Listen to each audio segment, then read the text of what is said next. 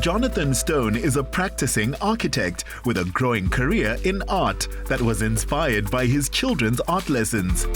Understanding how light and depth work in a painting has come in very handy with a property almost 6 times as long as it is wide. Balancing reality with perception is his daily bread. I'm seeing brushes and paint and palettes. I thought you were an architect. Well, I am an architect, but I like to paint as well. And so the two overlap. I tend to do them in the same place. So this is your office / paint studio. It is. This is where I come to make paintings and think about buildings, and just around the corner, that's where we keep our computers and do the architectural work. Jonathan and his wife, Jane Stone, have run their architectural practice together for 30 years. This must be your happy place. You have seamlessly combined the logic of architecture with the creativity of art. I do. They do belong to the same thing. You can see some of the pieces here behind me. I've got some paintings of my children, even did a self-portrait in the back there. The painting directly behind me is a copy of a Matisse.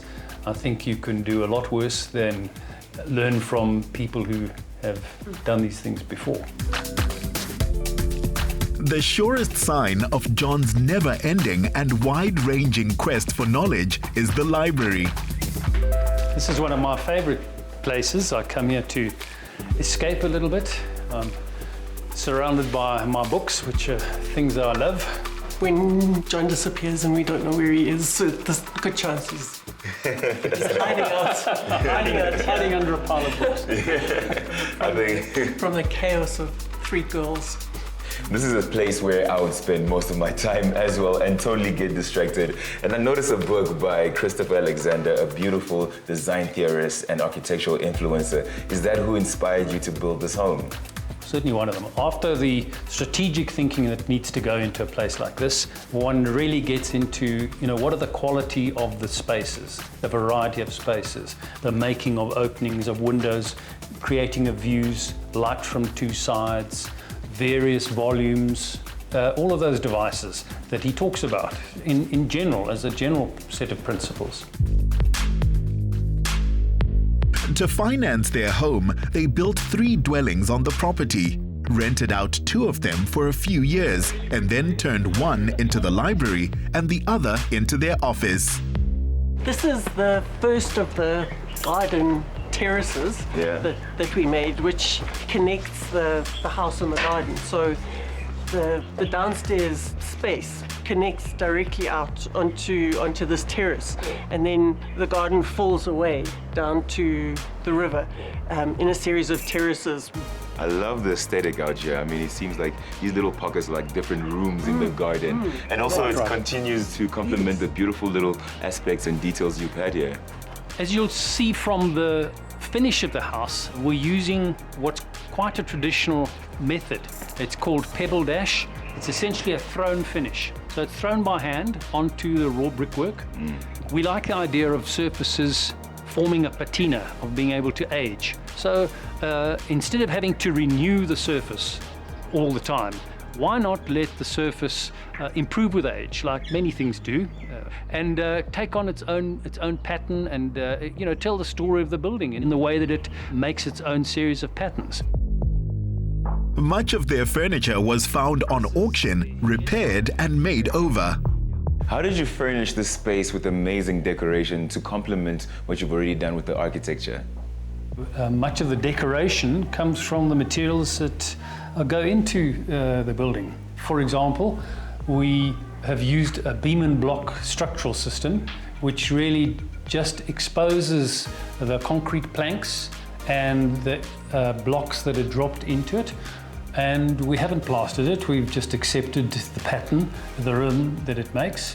Similarly with the floor is really just made of exposed clay bricks. We make the stairs using the brick module as well. And then we slip in some quarry tiles, which also stack up to being the brick module, and it saves you having uncomfortable cut brick corners. You've got some unique items that decorate the space amazingly. What is the story behind some of these pieces, like this chair right here? The chairs are a find. Apparently they're from a church in Eastern Europe, that they were actually used as pews. The intention was that you would kneel on the chair.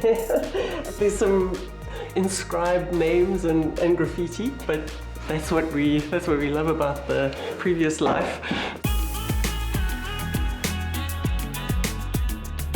In their earlier years as a couple, spare time was spent hunting for interesting furniture. How are you? Now they have daughters, Imogen and Juno. Two energetic, eager young minds to educate, occupy, and entertain. Wow, this is a really nice room. What do you love most in this room? Well, I love my cactus, which my mom got for me. Then I love my desk, which I got for an early birthday present. And I love my light.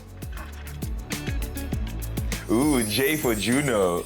Hi, how's it going here? Hey, now I'm just having new best friends, right? Spending time with you guys, right? Yeah! Of course.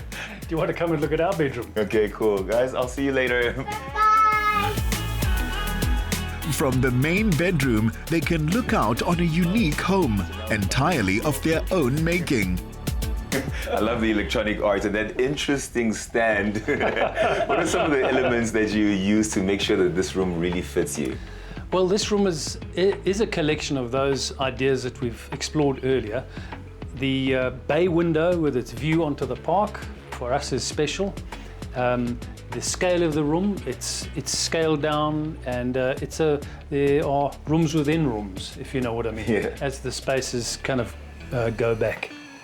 Jonathan, Jane, where people saw a big challenge, you guys created this amazing home. And with all this creativity, I'm pretty excited to see what you're going to have at your art exhibition. Thank you. Thank you.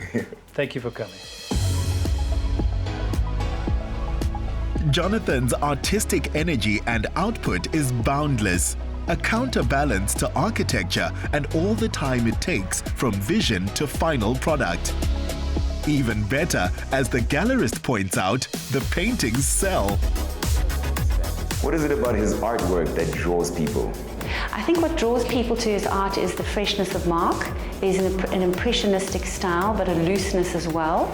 His love for the paint is visually just right there. And the color, the use of color. So it almost jumps at you and you want to buy a piece. That's what happens when you see his work. Between them, husband and wife team, Jonathan and Jane Stone, restore the old and create a new heritage for tomorrow.